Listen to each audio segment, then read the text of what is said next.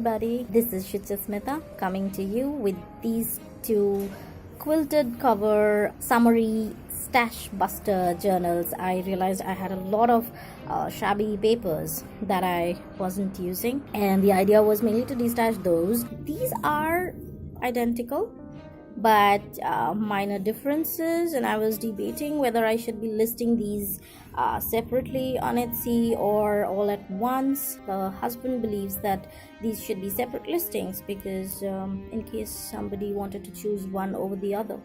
So I'm sorry about the glare, guys. We are having unpredictable lighting today. There's a play of sun and shade, and I wanted to get these two filmed because there are these two other journals that I absolutely must wrap up in a day or two. So this is the first of the two summer stashbuster journals created using Tsunami Rose printable ephemera and floral papers, and the cover that you see here is upcycled fabric. It was an old pillow cover. I've gone over it with patches of fabric from my stash. There is a shaker. It is a functional shaker, just that I don't want to shake it too much here because the lighting is gonna go wonky. This does work, and there's a pocket there. This is sewn around, so it's all very secure. And then there's just a booklet. You could probably put your name or something about the contents of this book. And about the theme, I've kept these open themed. I've not used sentiments or stamps because I wanted you to be able to customize them. So here we go. That's the shaker. That's some tulle over pattern paper sewn on to the cover, and there's some lace here, and below the lace you can see the patchwork continues. And if you look there, you'll see the patchwork all the way down there, and that goes back in. It's a single signature journal, pamphlet stitched, and this is what I did with the loose ends of the strings and just a few false pearls and more patchwork here. This is a sari. This is chiffon. Chiffon is very delicate. It doesn't, I'm sorry about that, okay, it doesn't take sewing very well, and I definitely did not want the closure to be flimsy because the book is already quite chunky, and it's only going to get fatter. There is enough room for it to get fatter, and then the closure will need to take some strain. So it's very well reinforced. There's extra fabric here to keep this chiffon from fraying, and then there's another sari trim. This is silk, some cream sari trim. At first, I kept the covers completely soft, but I wasn't very happy with the way they were going flip-flop, like when you try to handle the book, so I have given them structure. How I did that is by adding these pockets here. So this is very thick cardstock, white cardstock that's lined with designer paper and some fabric, some more upcycled fabric, and this has a large tag with a charm, and the charm is not fixed, it's on an altered paper clip, so you can take it off and use it wherever else in the book that you'd like. A telegram that's backed on to tea-dyed watercolor paper. This is a large pocket, and there you see the stitching from all the patchwork. So that's why I didn't quilt this cover at first. I realized that once I was done with all the patchwork, it'll get sufficiently quilted. This is just some squared paper for journaling. This is coloring book paper, and that's an altered paper clip. Very simple one, no layering. The idea is that you should be able to take it out of here and use it wherever else. Some ledger. All the full-size pages, A4 sheets folded in half, have stitching all around, and they have fabric tabs, all of them. So like I've mentioned before, in my journals, no matter what the theme is, I always have to have enough space for writing. The full-size pages, I have tried to keep them free for writing, and most of the ephemera etc. that I've added are on paper clips. This is a large tag page again, inspired by Paula. This entire journal was inspired by Paula Lemmon, both of these journals. She has this amazing series of destashed journals, and so Paula, if you're watching, thank you. A large tag page holding another smallish tag, and this is thick cardstock. So if the tag isn't a thick cardstock tag, then it is backed on coffee dyed paper, tea dyed paper, or on cream colored cardstock. Turn, and then that's a flat pocket, and just I've stuffed scraps of paper that I've made into tags and something like that. The idea for this I got from April. Hi. All right, so she didn't do exactly this, but what I've noticed in her journals is that when you land with these offcuts of designer paper from cutting your pages and ephemera out, she adds them, the tiny strips of paper, she sews them into her signature. I think the idea is that if you want, you could just pluck them out of there and use them for journaling anywhere. This is some doubled up tablet paper that forms a writing spot, and that goes in there. It's a bit of calico ruffle, and more coloring book pages, a full-sized page, and then an altered index card that sits in this pocket. This trim, okay, I forgot to mention, this here is from Denise's store, a Tattered Dream. Another large tag, I'll call them Paula tags, another large Paula tag, and then a book page pocket with some writing options here. I'm going to open it upside down there, and that's children's writing paper that's been tea dyed. And then this is a page from a magazine, just some fun colors. That's also from the magazine, and another fabric tab here. I like how the colors complemented. This is a subway bag. The bag was large enough for me to use in both the books. I've left it empty for you to be able to store whatever you would like. And then more ledger, and this here is another altered paper clip, and this is a fabric envelope that I made. Thank you, April, for the inspiration.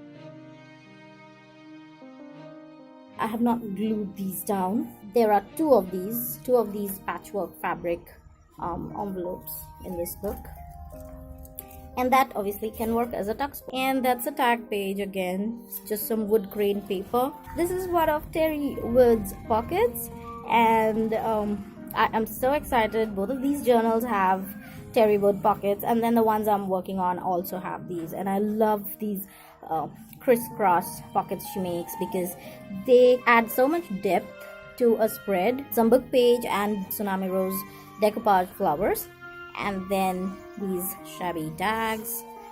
I just grabbed from a box of fabric scraps that I have lying around. You'll see a bit of denim that's from a different project altogether. Then there's a large tag that I've sewn around, and it's cardstock, so I haven't matted them, sorry.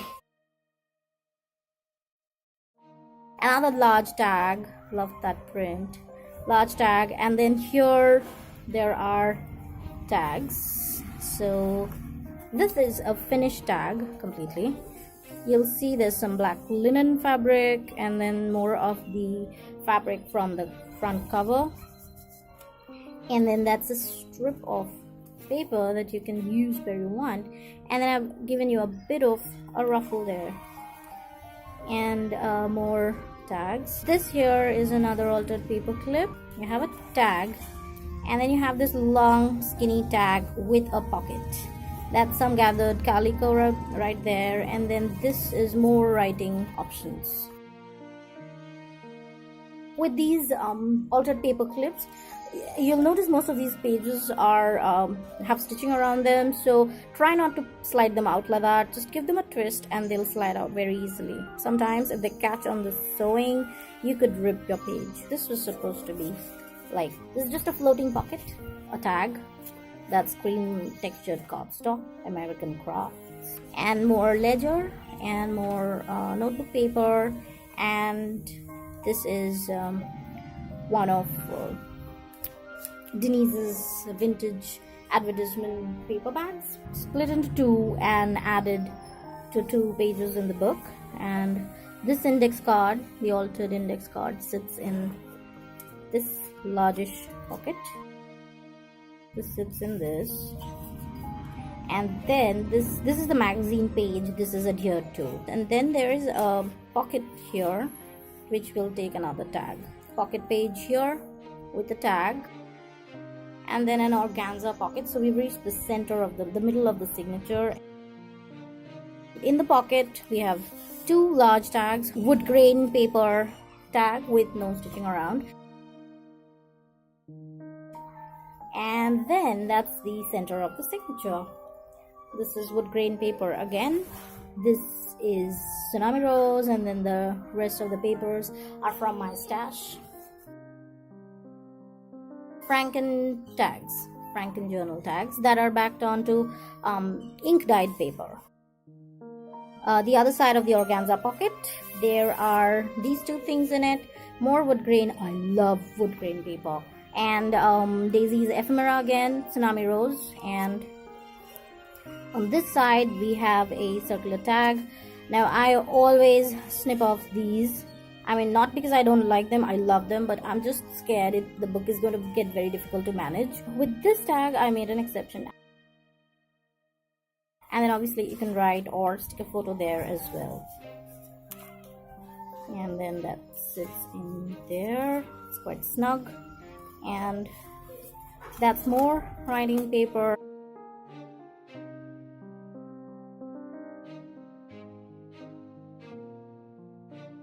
And then the other side of that pocket with another tag. And then the other side of the magazine page.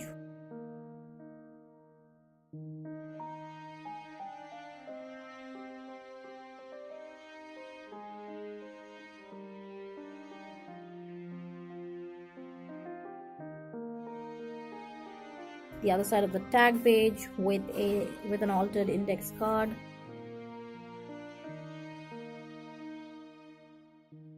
This is an altered paper clip.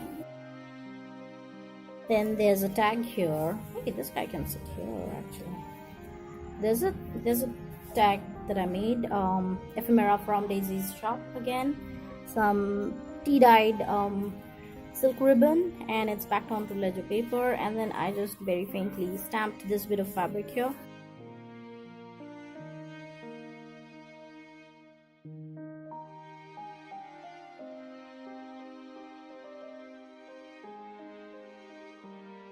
Another of Terry's pockets, yay! Alright, so what's happening here? I like how this looks, it's all busy, but to simplify, this is a magazine page which holds this flip out pocket. So there's a bit of there's a skinny tag, and then there is a regular finished tag backed onto an altered index card, a tea-dyed index card. Then there's another tag here, and then the main pocket holds this. So that's all the tags that go into this. There's a bit of a collage with Tsunami rose, ephemera, and flowers again, and then it opens such. Alright.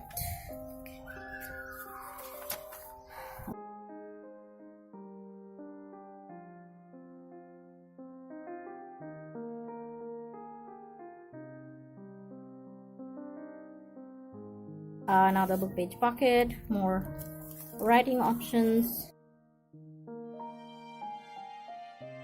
The second Franken fabric, that's what April called it when she saw it, Franken fabric envelope that I have left open for you to decide what you'd like to do with.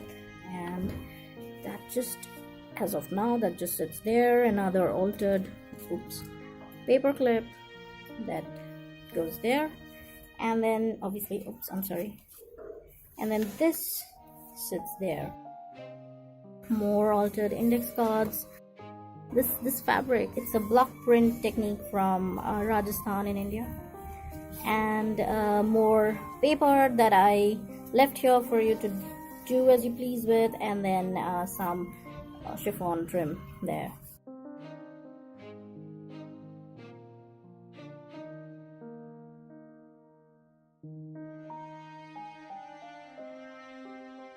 Inside back cover, large tag that's backed onto coffee dyed paper. You have this huge pocket here, and that's the back. So that is the first summary stash buster journal.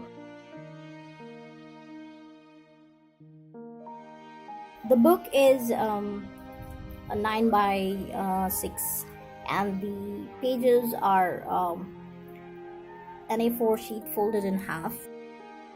The number of pages, etc. will be listed in the description box below. Thanks guys. Now I'm going to quickly film the other book. I'll see you there. Bye.